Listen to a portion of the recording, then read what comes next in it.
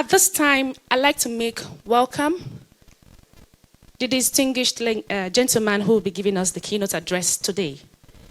Ladies and gentlemen, I'd like to call Yomi Olugbero, the West Africa Tax Lead at Deloitte, to deliver the keynote address on the 2021 WAPI Summit. Put your hands together as we make welcome Yomi.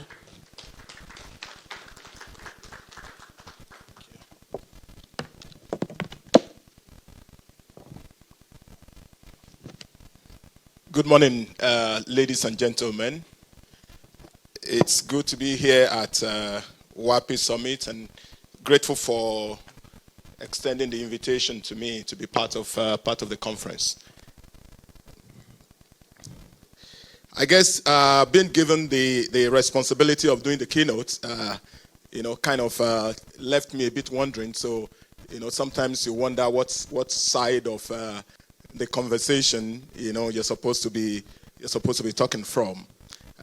But just checking through the agenda, I felt it would be appropriate for the half an hour session that I've been allocated to give a little bit of a broad context to the economy and, a little bit of some insight into the real estate market, the property market, because the rest of the conversations that you're going to be having today and perhaps tomorrow is going to be sitting on the bedrock of what is happening within the broader economy and what is happening around the environment where you're going to be making your investment decisions. So I'm just going to be sharing very briefly about the economy and maybe touch some bits that can provide context to the rest of the conversation.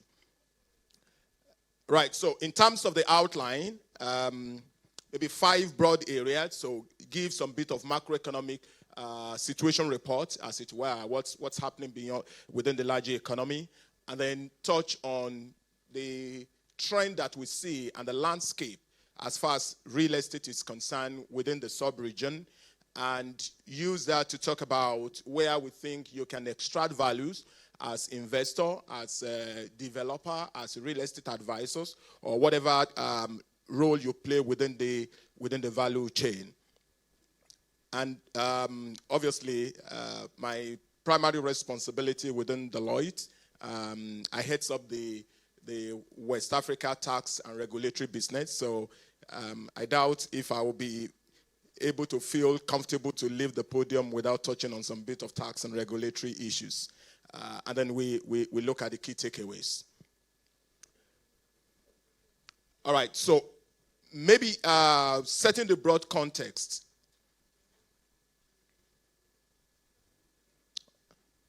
Okay.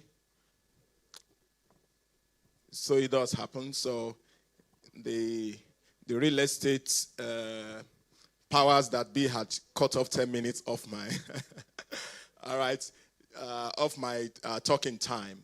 All right. But generally, I think the first context, and if this is all the context time will permit me to set, that will still be appropriate. So the first context to set is what is happening within the larger economy, particularly Nigeria, because this is where the summit is holding, and perhaps many of you seated in the room are having investment decisions relating to Nigeria. We know that the economy hasn't been the best of itself in the last couple of years.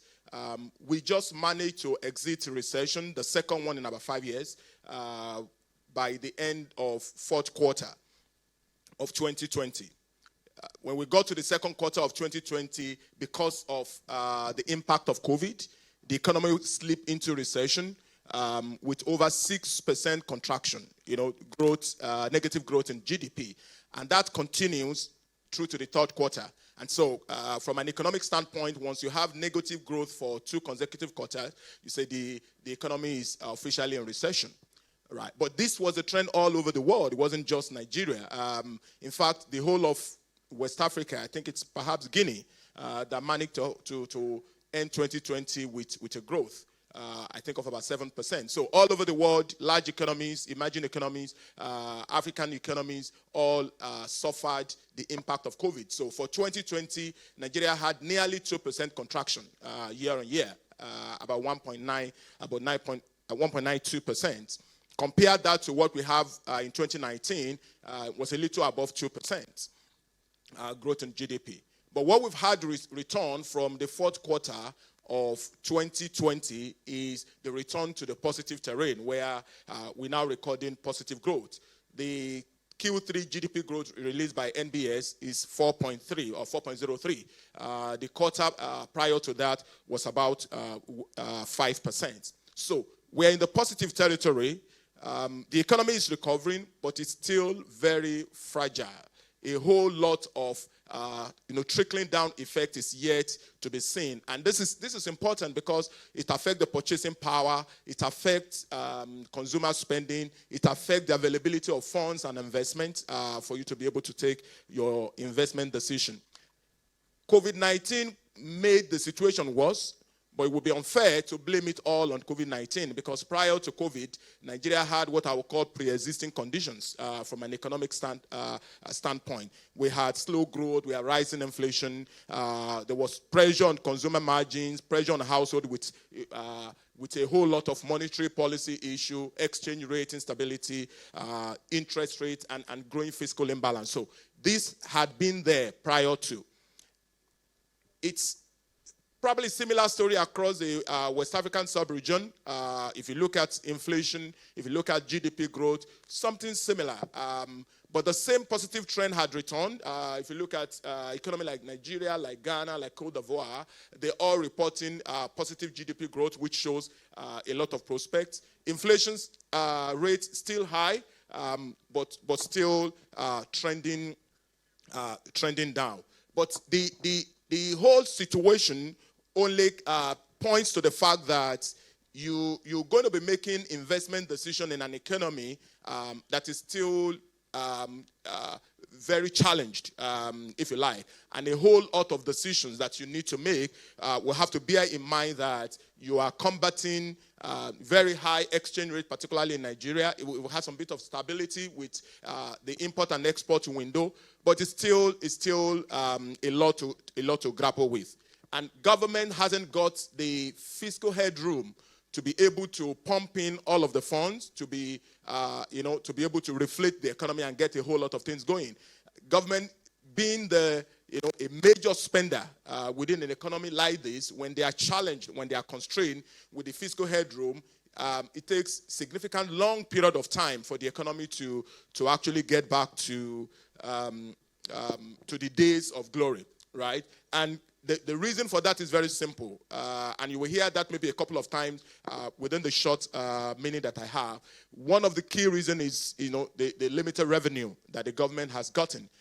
And so government had to revert to borrowing, and with borrowing comes debt servicing, and with debt servicing comes, limited fund that is available to defray infrastructure spending.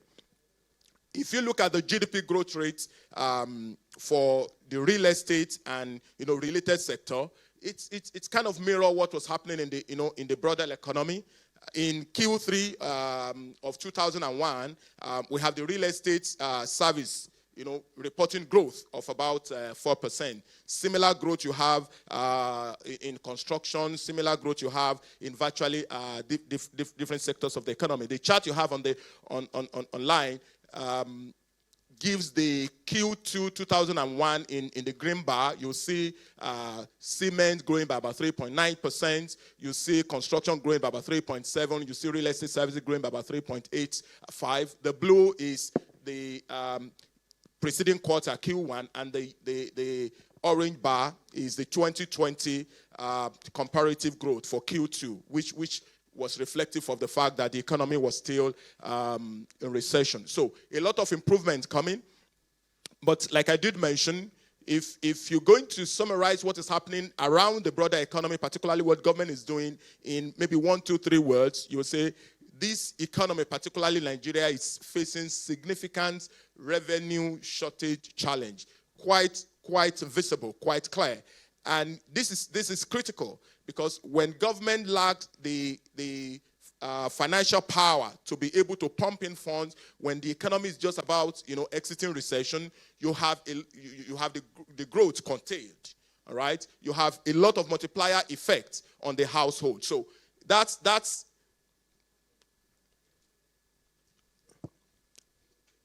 sorry, just wanted to make a point before I leave this. So you have revenue pressure as one. Of course, the infrastructure gap is still there. All right. Once you don't have the fund that is required to be able to spend on capital, you just spend donkey years, you spend decades, still trying to build basic infrastructure, and that's what is happening in the country. What you have on the other chart to the right is the budget for 2022, for example, planning to spend about 16 trillion, but inherent in that is 6 trillion borrowing deficit. Do a simple mark, the entirety of the revenue that government intends to make outside of borrowing will probably not be sufficient to be able to look after statutory transfer, look after debt servicing, look after recurrent spending. And so the entirety of capital spending for many years has always been dependent on how much government is able to borrow. That's what is resulting in the rising debt because of the revenue paucity. What you have on the chart below is the federal government tax revenue agency's collection. Look at what the budget number is saying for federal government. Look at the total revenue that the FRS is able to generate. In the year before, in 2020, they made less than 5 trillion, which is much lower than what was made in 2019. And so the pressure continues, and government have to grapple with alternative source of funding. The other slide that you had on just before the light went out was a slide that shows.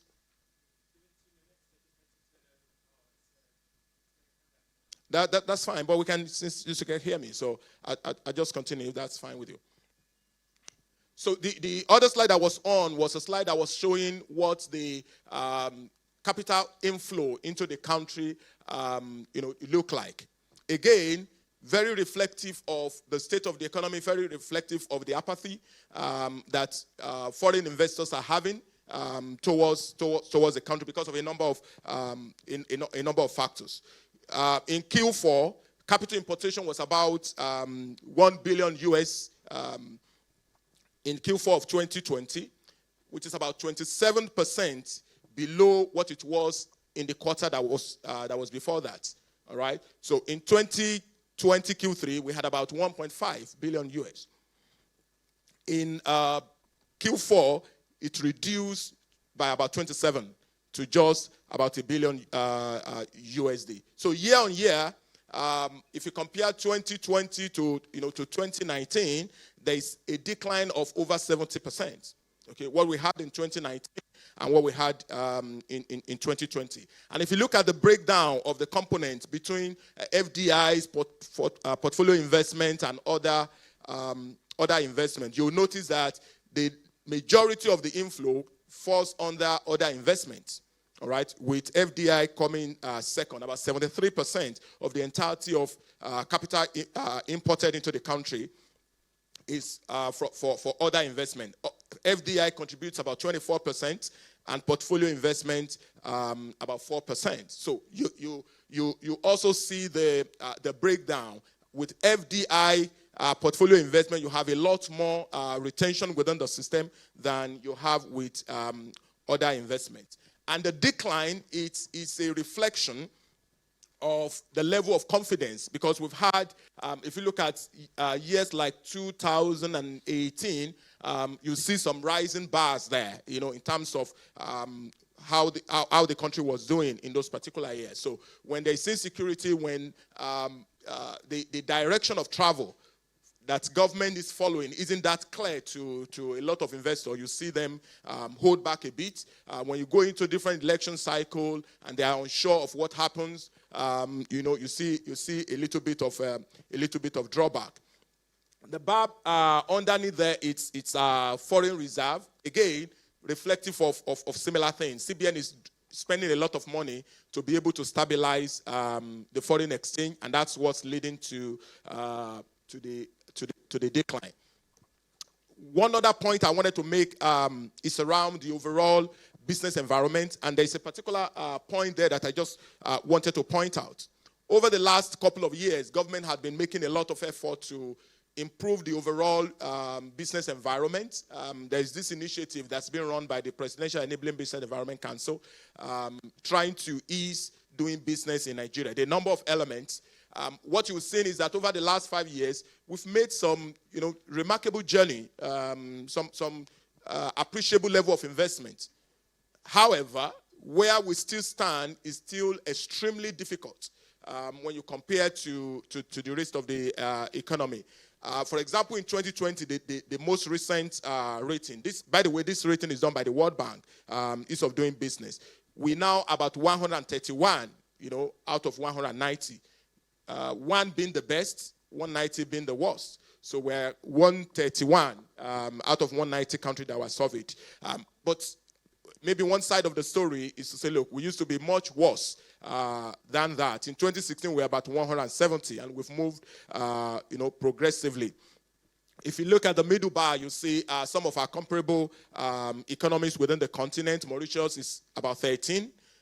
Kenya is 56, South Africa is 84, Ghana is 118, and Nigeria is 131. So it gives you an idea of how it is doing business in each of those countries.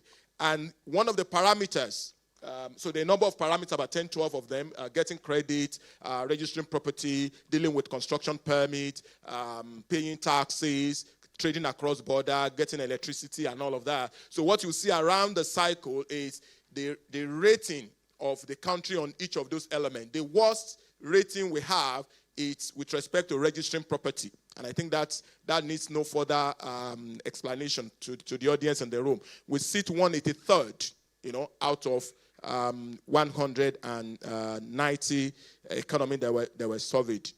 Getting electricity is about 169.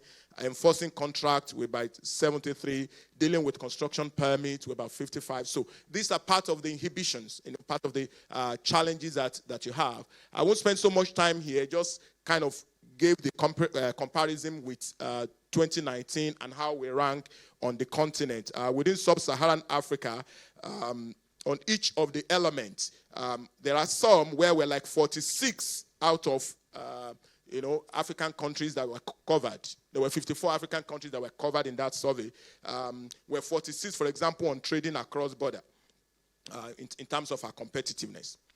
All right, so I know my time is ticking. Just some bits of a few points around the real estate landscape and when you compare with the rest of the other countries in the continent. From an infrastructure development standpoint, the statistics that we have says West Africa will be probably the third. If you look at the whole continent into the sub-region, if you're looking at the Africa Infrastructure the Development Index, North Africa being the highest, followed by South Africa. Africa's average is about 30. Nigeria is about 20. So we're just fairly better than East and Central Africa. If you look at the hotel chain development pipeline on the continent as well, you see West Africa being about second, North ranking high, sharing about 39%. West Africa is about 30. Southern is 11. But if you just oppose this with the population and what the country should be doing from a tourism perspective, you'll know that there's a significant gap that still needs to be covered. All right, and still talking about the landscape and some key statistics.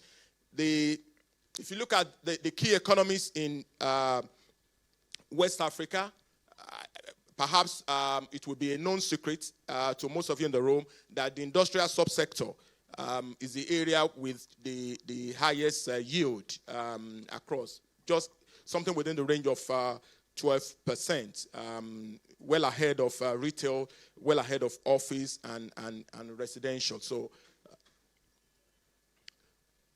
just to touch a bit on some of the trend, real estate trend that we're having across different sectors. For residential, we still see a significant gap and a significant opportunity within this particular space, especially for budget housing scheme those that can really cater for the mass population that's still yet to be housed. If you move to commercial, the trend we're seeing is that the future of work and the redefinition of what an ideal workspace will look like is making the sector less attractive. Many businesses, many companies across the country, are redefining what they're going to do with their work style. At best, more than half will, take to hybrid. And when I say more than half, we're talking of the large guys who employ in significant number. For example, where I work, I know some of my colleagues that haven't been to work since the COVID started. They've been working virtually. All right. So, and those who come to work is a hybrid. So they alternate, few days in, few days on, few days off, and everyone is working remotely. So there needs to be a smarter and redefinition of investment in commercial real estate, because going forward, you're not likely going to be having the boom within that area. Hospitality, obviously. Tourism and hospitality was the hardest hit by COVID. So hotel occupancy have dropped. They're picking up. Perhaps the only reason why that area still remains lucrative is that the gap to where we should be, as a country is still significant. So it's not as much as we have enough already. So there will still be some need, but that's not where the hotspot will be. Perhaps healthcare and some non-traditional asset class is where you're beginning to have different level of investment. So, for example, COVID-19 has created significant market opportunity for healthcare facilities. There are a lot of gap on bed spaces, to be provided. So, which is well below what many of the economies are doing. There's also a CBN intervention fund for development within that particular space. So that's so within on this slide. So I would say commercial, is hit. Hospitality, not as good. Residential, thumbs up. Healthcare, a lot of opportunity. Student housing is still there with a lot of opportunity. Of course, pricing will be a lot of issues when you're providing accommodation for the student population. Warehousing and logistics is perhaps one area where the advent of digital and the requirement for data center and all of that is creating massive opportunity. So for those who could invest, along the corridors, making, logistics available for e-commerce. People are looking for storage spaces. People are looking for fulfillment centers, and we're going to be seeing a lot of need along for data centers. I'll just keep this. So this just kind of speaks to the point I was making earlier about the way businesses are redefining workspaces and the attraction to commercial offices. It's not that high. Many people are thinking of letting off some floors of the buildings they're occupying or doing some subletting to be able to make good use of the spaces they have if their contract won't allow them to exit before the end of the tenure. I'll touch briefly on some of the areas where we see some opportunities and where we could extract values. Maybe I won't be able to touch on all of them. I've mentioned logistics, park, and retail when I was talking just earlier because of what's happening to e-commerce. So we see accelerated growth and some nice returns that can be generated for those who move early, build facilities, along the corridor. Tourism and hospitality is not totally out of it, particularly because there's a significant gap, to what the country still need. But that's something that will rank like third, fourth, in the order of preference. There's a lot of opportunity that can be extracted for alternative and local sources of construction materials.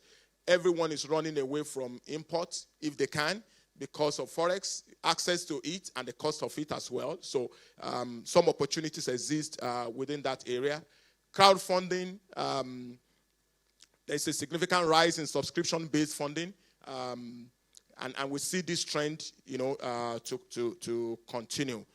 One of the things that perhaps the players within the sector will need to ensure is done is to make sure that this space is sanitized, because it's also it's quite prone to abuse, and a lot of, I guess, everybody wants to be in real estate. I don't know why the barrier to entry is that low. I just see everyone, some briefcase real estate advisors and all of that. There's still a lot of, I'm sure they're not in this room. No, they're not in this room. I'm not talking to you guys. I'm talking to some of those guys that are messing up the market for you. Mortgage, significant opportunity that the country can still unlock with longer term, lower interest rates, lower equity contribution, a lot of opportunity. All right, and if PENCOM could, also fast track and finalize the guidelines they're doing so that contributors could access funds and be able to make investments in real estate, fantastic opportunity. I know many of you will have heard about blockchain and the ease it brings to title perfection, to ownership, to transparency within the sector. So these are some of the areas where opportunities can be extracted within the space.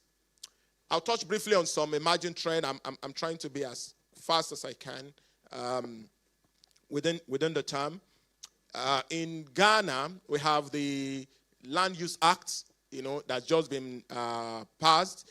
The act introduced, electronic conveyances, and with that, we expect that there will be increased transparency. The administrative bottleneck and inefficiencies that is inherent in a manual system will be curbed. That act also clarifies the management of customary lands, the ones that are owned by families and clans. So for those who are investing or developing properties in Ghana, I think that's one nice development. There's also a Real Estate Agency Act that became law earlier this year. I think it was in April 2021, and it was meant to regulate estate agency practice, again, so that there can be a lot more transparency, predictability, and build confidence of investors. In Nigeria, we have a Real Estate Regulatory Council bill that has been passed, but awaiting assent. The objective is to ensure that we can curb fraudulent practices and enable compliance, right, with the National Building Code to sanitize the space. Lagos State also has a regulatory real estate regulatory authority bill in the works. The bill is intended to streamline agency market within the state. So one of the things that for people in the room who are players within the sector. So one of the things that you also ensure you do when bills like this are being proposed is that you have a view, have input, attend, sessions with the state assemblies and with the National Assembly so that you can have input. We don't necessarily have to wait until the laws are passed and then we realize that there are a lot of inhibitions and it's only making life worse rather than helping. Just briefly on some tax risk and opportunity within the space. Most of you will be aware that some of the recent amendments to the tax laws in 2020 and 2019 gave some bit of exemptions, particularly on VAT. So sales, rental, leases of property are now VAT exempt. Also, sale of all right, so also land and building are also no longer eligible to VAT. So if that has been part of the cost of development, this provides some bit of relief. Real estate investment trust also is now within our law. Create a pass-through vehicle, for you to optimize tax opportunity. So one of the things that is quite prevalent within the property market is if you don't structure it properly, it has the potential to expose you to double taxation. So there are opportunities for you to be able to structure construction vehicles. Maybe sometimes if you're partnering with another individual or sourcing fund from large pool of people. So you can create a real estate investment trust that gives you that pass-through status without duplicating layers of taxation. We also have the Companies Act, the Companies and Allied Matter Act, amended recently, and a number of provisions within there. It's aimed at making doing business easy. We have the introduction of limited partnership, for example, which gives you the opportunity to combine the benefit of being taxed as a partnership with some of the legal protections that you will have under a limited liability company. So it's essentially like having the best of two worlds, with limited partnership. The Act also allows single-member limited liability company. And I mentioned that specifically because I've had cases where people go into, different partnership and, shareholders agreement just because they want to bypass the requirement of the law that one individual cannot be, you can't set up a company. So you see people putting in the name of their friend or the name of their, and sometimes this creates some very complicated issues along the line. When it's time to exit, the guy is asking for 50% of whatever is the current value because his name is on CAC document as part of the shareholder. But it's got nothing to do with the business other than the fact that his name was on it. So now CAMA allows you to have a single member partner of a limited liability company. The compliance culture within the real estate, perhaps maybe we may not entirely be right, but there's the perception within regulatory authorities that players within the sector tend to be tax, I don't know the nice word to use. You guys don't like tax. I think but the increasing pressure by the regulatory authority is going to make this area a lot, tougher for people to be non-compliant, and it's proper, that you think ahead of this so you don't create, a huge burden. I've had cases when people do some development, house the entity in a limited liability company, special purpose vehicle, and the entity has been existing for, say, 20 years or 10 years or 15 years. They haven't done a single filing from the day the property was bought in the name of the limited liability company. They haven't done a single filing. And then there's a foreign investor that needs to, how many minutes do I have left? Just give me a sign like this, I'll get off. All right, so, and the foreign guys wanted to buy over the property and were told that this vehicle, this entity, hasn't done a single filing in about 10, 15 years. And it was a showstopper because these guys are coming in not necessarily, understanding the terrain and just fearful of what could happen if government climbed down on them. So it's something you want to think about. I just have this slide and the next, and then I will stop in 2 minutes. Some of the existing and emerging constraints, just as a way of wrapping up my thoughts. One is some provisions of the Land Use Act, for example. And the point to make around here is the difficulty in title perfection, in registration, and all of that. So the governor or the local government chair, if it's in rural area, needs to give consent to every acquisition, every transaction. And we know how long that process can take and how much of value is being tied down. So this is extremely suboptimal because it slows down the completion of property and transaction. Exchange rate, it's another major issue with the devaluation of the currency. Heavy reliance on importation makes construction quite expensive. From the rough estimate that I know, developing a property in Nigeria will probably cost maybe 50% more than it will be in our neighboring Ghana, and probably 80% more than it will be in Kenya, for example. And that talks to the operating environment, cost of development, cost of doing business, access to financing, registration, title perfection. All of that comes under the operating environment.